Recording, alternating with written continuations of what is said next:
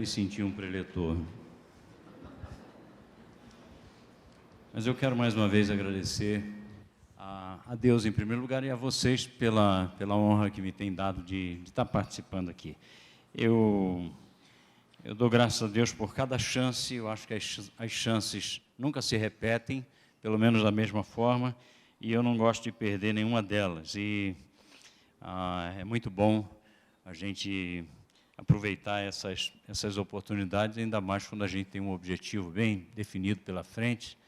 Então, eu louvo ao Senhor de todo o meu coração. Bom, o pastor Saião nos fez um apanhado impressionante. Eu estava comentando como é que cabe tanta coisa na cabeça de uma pessoa, e eu fico aqui catando milho, né, com toda a minha dificuldade, e o homem é impressionante, vai só saindo, né? É um negócio impressionante. Então ele fez um voo muito mais rápido do que qualquer avião dos nossos melhores jatos podem fazer hoje, não foi verdade? Ele voou do período medieval, né, começou lá no período medieval, e veio até os nossos dias em menos que 40 minutos. E foi rápido demais, e eu, de todo esse tempo, sinceramente, eu me fixei mais a experiência da reforma. Eu sempre dou uma paradinha na reforma. A reforma tem, no meu coração, um valor muito especial, e, em se tratando de música, eu percebo os passos tomados por Lutero, que, sendo também músico, né, hoje, inclusive, foi dito que ele chegou até a ganhar algum recurso fazendo isso, quando era jovem ainda, né? E ele tomou direções corretas, usando a música mais popular da sua época para ensinar ao povo as doutrinas. Quer dizer, ele buscou essa saída e foi muito feliz nisso. Aliás, eu li até uma parte de uma carta que ele escreveu a um tal de Spalátinos. Eu acho que o nome é esse mesmo, não é? Se você quiser um nome para botar no seu filho, ainda não tiver, está aí recomendado. Então, ele escreveu essa carta, e nessa carta ele dizia que o plano dele era seguir o exemplo dos profetas e dos pais da igreja e compor salmos para as pessoas cantarem no seu próprio vernáculo, ou seja, eles pudessem cantar e entender aquilo que eles estavam cantando na sua própria língua, contextualizando de forma que a palavra de Deus também pudesse estar entre as pessoas em forma de música e não só através da pregação, como a reforma tinha proposto, né, em sua maior parte. Então, eu queria comunicar algo, ele queria comunicar algo que desse resultado de verdade. Então, ele colocou alguma coisa para funcionar. Mas, pessoal, se eu tenho que pensar na musicalidade contemporânea, ela precisa ser do meu tempo, não é? Então, mesmo que a história nos remeta a muito tempo atrás, desde a época medieval, no meu caso, não sei o seu, mas no meu caso tem que ser de 50 para cá, né? Para eu poder me contextualizar. E, na verdade, eu conheci um pouco dessa musicalidade desde menino, através dos hinários, que muitos de vocês, ou alguns de vocês, pelo menos, conheceram. E naquela época também havia cantores, também havia alguns grupos vocais, e eu lembro de vê-los cantando quando minha mãe ainda me levava, como por exemplo, para a festa do Abrigo da Pedra de Guaratiba, lá no Rio de Janeiro, e eu gostava de ir e ver aquelas pessoas cantando. Um dia desses não, já há uns 2 ou 3 anos atrás, eu me encontrei com um moço, baterista, e a gente estava ali cultuando ao Senhor juntos, e conversa vai, conversa vem, e quando eu soube, ele era filho de Davi e Beatriz. Talvez vocês nunca tenham ouvido falar em Davi e Beatriz, mas aquele casal foi uma bênção na minha vida. Eu cheguei a pensar, quando eu for grande, vou querer ser igual. E se eu um dia casar, eu quero ser casado assim como esses dois são. Eu quero ser como eles são. Impressionante como a vida das pessoas chama a atenção das outras, não é? E até independente necessariamente do seu performance ou do que possam fazer. Então, havia pessoas que já marcavam a minha vida naquela oportunidade. E depois da minha conversão, aconteceu com 21 anos, eu vi muitos grupos e cantores também sendo agregados, sendo multiplicados em número. E foi aí que eu comecei a tentar mais seriamente para a musicalidade evangélica, se eu posso chamar assim. E até então, ela me parecia aceitável, inocente, em sua simplicidade e, sobretudo, na preservação de suas características e, eu gosto de dizer, de sua fisionomia inconfundivelmente cristã. O nosso contexto atual está bem diferente disso. E eu sei que toda vez que a gente vai tratar desse tipo de assunto, a gente acaba sendo um pouco crítico, a gente tem que escrever algumas coisas críticas, e vem gente e mete o pau, aí toca essa música, não toca outra e tudo mais, porque não tem jeito, você não pode ficar em cima do muro, e de uma forma mais agressiva, de uma forma mais suave, de uma forma mais branda, ou de uma forma um pouco mais impetuosa, a gente tem que dizer a que veio, não é? Como o João acabou de cantar, e então isso, de alguma forma, vai trazer algum resultado. Pode ser um resultado benéfico, no sentido de ter uma aceitação e popularidade, mas pode também receber um não, pode receber um fechamento de portas e coisas assim. Então, hoje a gente tem uma qualidade técnica que naquela oportunidade não tinha, não porque eles não queriam. Acho que todo mundo que serviu a Deus sempre quis fazer o melhor, não é? Mas naquela época era mais difícil, não é? Hoje, em contrapartida, a gente tem tudo isso. A gente, além da qualidade técnica, a gente tem muita abertura, a gente vai em todo lugar. A gente é aceito, apesar de nossa mensagem não ser necessariamente aceita, você chega, você pode dizer, há todas as possibilidades de alguém ir a todo lugar. O mercado secular, que também está aberto, né? Sempre esteve fechado, e hoje também está aberto. Quais são os seus objetivos? Aí é outra discussão, se eles estão certos ou estão errados, se estão chupando o sangue dos evangélicos. Tá? Isso é outro assunto a ser tratado, a ser digerido. Mas eu creio que, apesar de todas essas vantagens que a gente pode, de certa forma, ver na atualidade, eu não sei o que vocês pensam, mas eu sinto um pouco de falta de essência. Não é? Acho que essa é a palavra que eu resolvi colocar aqui. E eu pergunto qual é a razão dessa carência de essência. Então, eu tenho que responder com tristeza que não há uma razão só, mas há várias. E a primeira delas, sem dúvida, é a pobreza do ensino na igreja. Nós não podemos contar necessariamente com uma família que ensina os filhos. Essa não é a nossa realidade. As leis já estão começando a proibir que a gente use a correção com os filhos, mas nem quase se usava mais. Se você sair do âmbito onde a educação, de certa forma, teve uma pauta na palavra, seja ela evangélica ou de que religião for, você sabe que, de fato, sempre se defendeu, ou se dependeu, em boa parte, que o ensino dos filhos, que o ensino das pessoas acontecesse através da igreja. Então, a igreja, ela tem essa responsabilidade, né? Então, hoje, quem está interessado em saber de doutrinas? Se você disser que vem alguém pregar sobre doutrina, que provavelmente você não vai ter a mesma aceitação se for chamar um bom cantor para fazer um show. Não é verdade? Não estou aqui recriminando um show, nem fazendo qualquer comparação nesse sentido, a não ser enfatizar que há coisas que já não interessam muito mais. E é interessante que elas não interessam, mas deviam interessar, porque elas fazem parte de uma vida realmente cristã, né? A falta de conhecimento da palavra é outra coisa. Um dia desse, isso está com acesso na internet para quem quiser. Eu estava vendo, não aqui no Brasil, mas estava vendo fora pesquisas feitas a respeito de conhecimento bíblico. E citações de textos como o Salmo 23, que qualquer criança sabe aí, e começava, e a pessoa não sabia continuar, não é? Num país onde o berço, de fato, foi solidificado na palavra.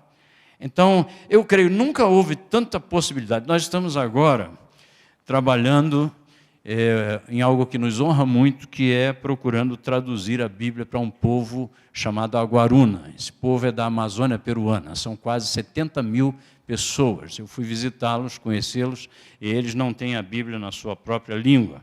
Então, Deus tocou o nosso coração no sentido de que a gente pudesse ajudá-los para que isso aconteça. Já estamos trabalhando há mais de um ano nisso, mas ainda temos, pelo menos, 7 anos pela frente só para terminar a tradução, e depois queremos fazer 25 mil Bíblias para distribuir gratuitamente com aquela gente, com aquele povo. Eu muito me sinto honrado por isso.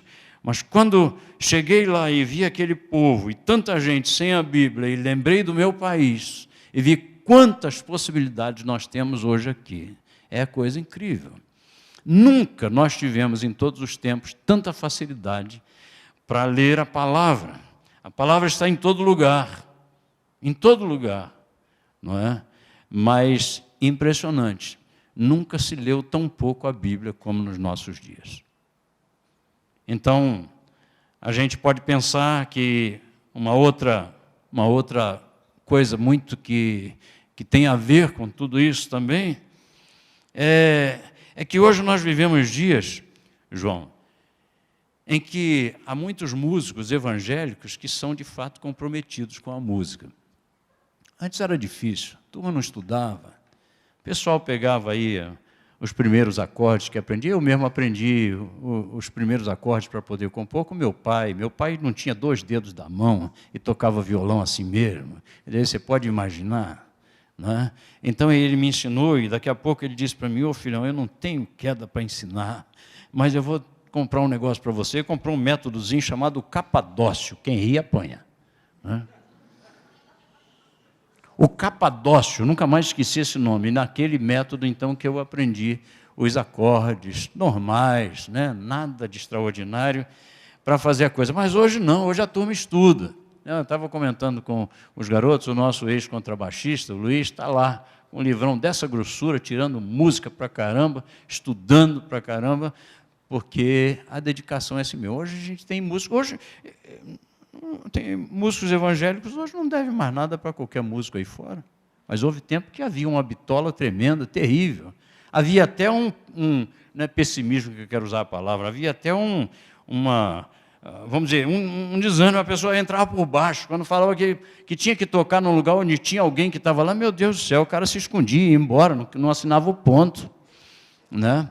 Não queria saber. Agora, hoje não, há uma qualidade musical pela qual a gente batalha, a gente corre atrás, né? A gente quer que as pessoas tenham conforto no ouvir, quer que as pessoas entendam o nosso recado. O recado precisa ser bem dado. E tudo isso é um zelo que a gente tem e que faz parte do nosso trabalho de hoje, não é? Mas às vezes eu sinto que há um compromisso de alguém que, de certa forma, tem um compromisso com Deus, há um compromisso muito maior dele com a música, pela música, do que com a música pelo reino. Então é difícil discutir isso num ambiente heterogêneo, onde, por exemplo, há alguns anos atrás eu podia pensar a respeito de que alguém que foi convertido, ele tem que deixar tudo que passou para trás. Se ele tocava samba, como acabou de tocar agora, se ele tocava outra coisa, agora ele não toca mais, porque agora ele é crente. Eu já tive esse pensamento na minha cabeça, não é? Mas é difícil também compreender que alguém que foi chamado por Deus para executar uma obra diferenciada do que simplesmente curtir aquilo que faz, não obedeça ao Senhor e não busque, em essência, fazer a vontade do Senhor. Então, às vezes há um compromisso sério com a música, pela música, mas não com a música pelo reino. E isso causa certa dificuldade. Outro aspecto é que também existe hoje uma pressão e uma exigência muito grande do próprio segmento mercadológico. A gente nunca ouviu falar nesse negócio de segmento mercadológico gospel, né? Mas hoje em dia você não faz nada sem isso, a não ser eu. Só eu. Porque aí eu trago meus CDs, vendo ali, passo para vencedores, e vencedores também faz a coisa na base de missão. Agora, eu também já trabalhei com gravadora e eu sei o que é. Sai o caldo até do caroço. Estou te falando. É verdade. Chupa o caldo até do caroço. E depois, se você bobear, eu dou graças a Deus, porque Deus sempre teve misericórdia de mim e não deixou eu passar matriz para ninguém. Que iam me dar muito dinheiro. Aí o Senhor disse, negativo. Isso aí eu dei para você e eu quero que sempre use. Sabe por quê? Se você vender agora, eles chupam, quando acabou o caldo, eles colocam lá no canto, você diz, e meu CD? Ele diz, não. Então, essa pressão, essa exigência mercadológica também traz um incômodo muito grande para essa turma que está experimentando essa fase mais nova agora. A gente já vem de um tempo onde experimentou a outra fase e está vivenciando essa. Agora, por isso que a gente estranha muito, com toda certeza, e isso é absolutamente natural. Mas, muitas vezes, por causa desse contexto, não é a pessoa. Hoje mesmo eu citei que alguém me perguntou, o que você acha de cantor fulano de tal? Essa pergunta é terrível. É terrível. O que você acha do cantor fulano de tal? Bom, primeiro, não conheço muito bem a pessoa. Alguém disse para você conhecer bem alguém, tem que comer 1 quilo de sal com ele, pelo menos. Demora muito tempo, não é verdade? Então, eu não conheço. Agora, se você me perguntar, gosta da música dele, eu tenho que ser honesto. Eu tenho que ser sincero, eu vou mentir? Eu digo, não gosto. Se você me perguntar, não gosto por quê? Porque grita, não gosto de grito. Não gosto de berro no meu ouvido. Nunca gostei. Mesmo quando eu era garotão. Sempre gostei da música. Música para os meus ouvidos. Então, quer dizer, cada um tem a sua, né? Cada um tem o seu jeito. Deus chama cada um. Mas as interpretações são diferentes. Você vê, eu uma vez estava gravando no estúdio chamado Guidon, lá em São Paulo. Aliás, gravamos junto. Eu estava até lembrando disso, João. Porque você lembra quando a gente gravou juntos os dois, o ônibus do Milad e o nosso de frente, assim, na frente do estúdio, nós gravamos aquela música. Vem cantar e dizer, Jesus Cristo é o Senhor. Foi muito, muito jóia, inesquecível. E naquele mesmo estúdio, a gente estava fazendo a gravação e chegou um produtor secular. E ele chegou e eu fiquei chateado, não podia falar nada, ele entrou, sentou, e eu falei, fora, às vezes o produtor diz, olha, com licença, porta fechada, viu? Meu trabalho é meu trabalho, cada um tem o seu jeito. Mas eu estou ali, então entrou, sentou, escutou, e eu achei que ele estava até gostando, eu falei, então fica. Aí foi ficando, e de fato ele gostou, e depois ele disse, rapaz, de quem são essas músicas? Aí eu fiquei quieto, o técnico disse, é dele, desse moço aí. É mesmo, rapaz, meus parabéns e tal. E eu gostei muito.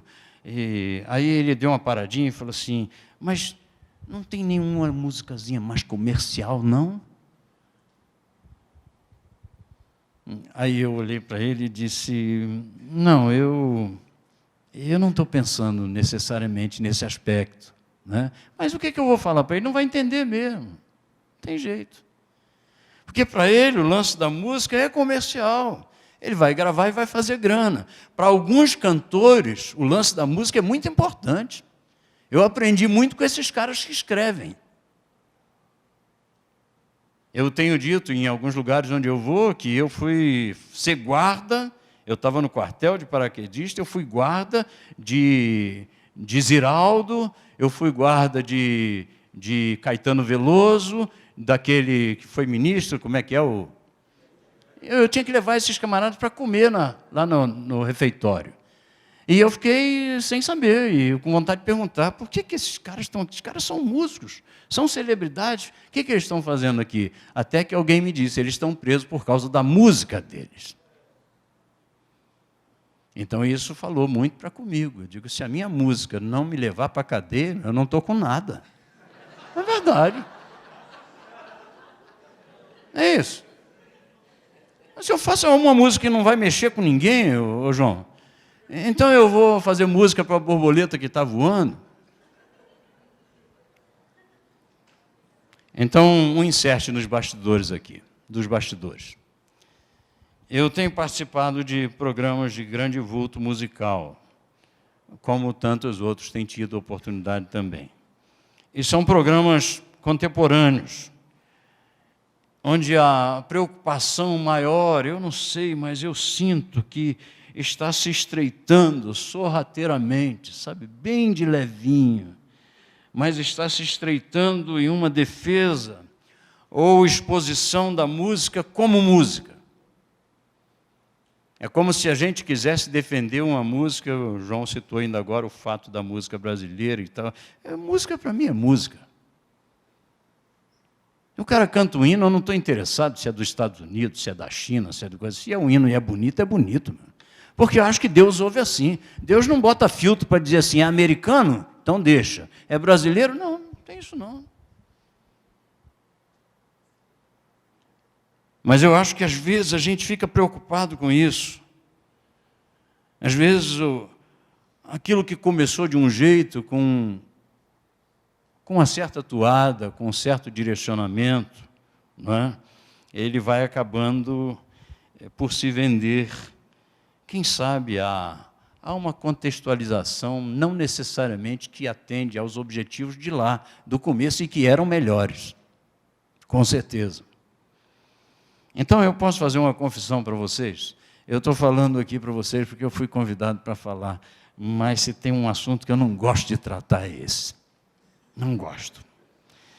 Eu, sinceramente, eu fico meio enojado quando, às vezes, inadvertidamente, eu leio algumas observações sobre o assunto nas redes sociais. Eu sempre me arrependo.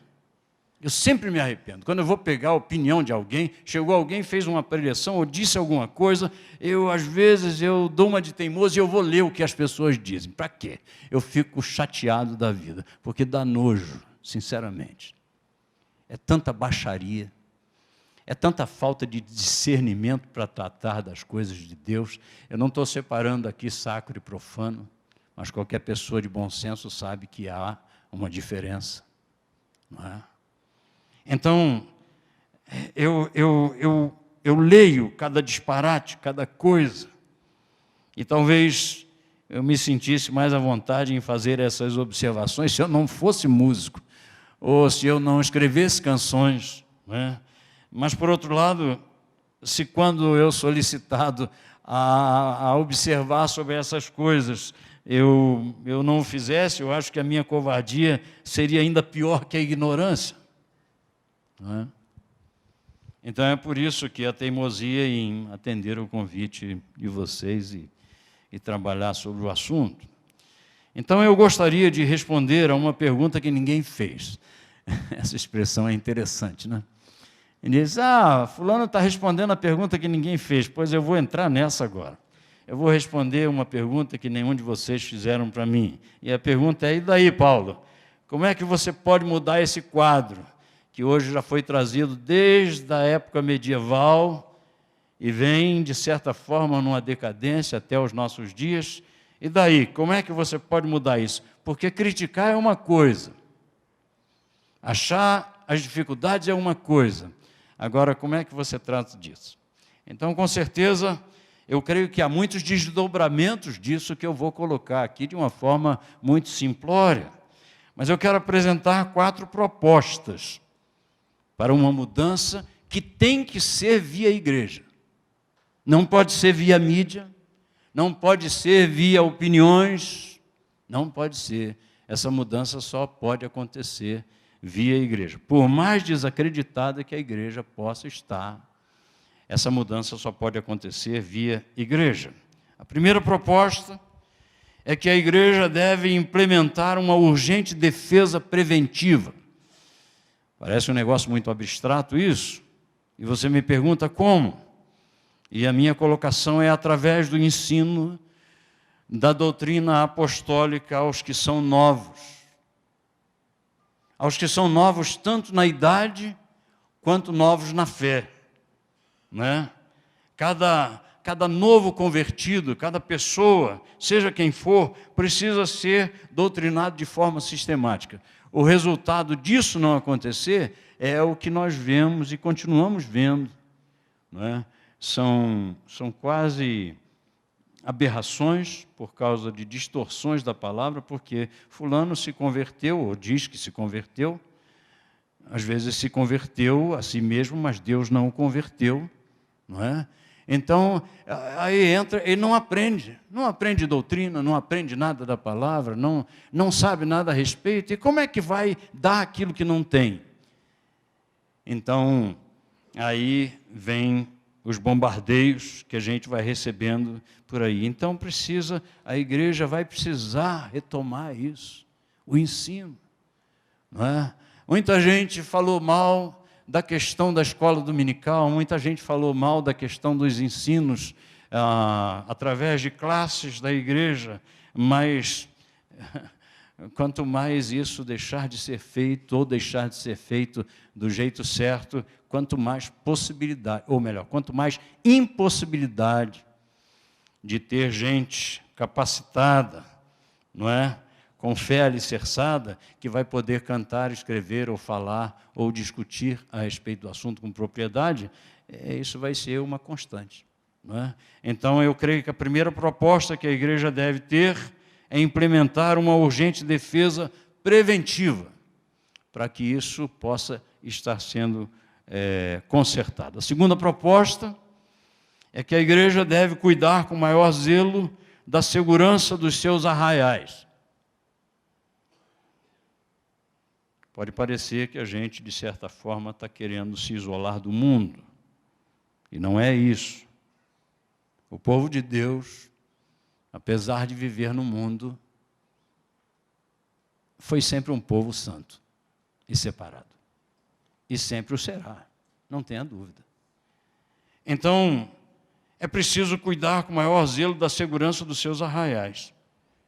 Às vezes eu vejo igrejas que elas não convidam fulano para cantar ou para pregar pela mensagem que ele vai trazer. E eu já ouvi pastores dizendo, o que ele estragar hoje eu conserto domingo que vem. Mas o negócio é que ele traz gente, cara. Então eu chamo fulano, porque a igreja vai encher. E eu vou ter bastante oferta para continuar a construção. Então são esses aspectos. É duro de dizer isso, mas é verdade, vocês sabem. Então, quer dizer, é preciso cuidar com o maior zelo da segurança dos nossos arraiais.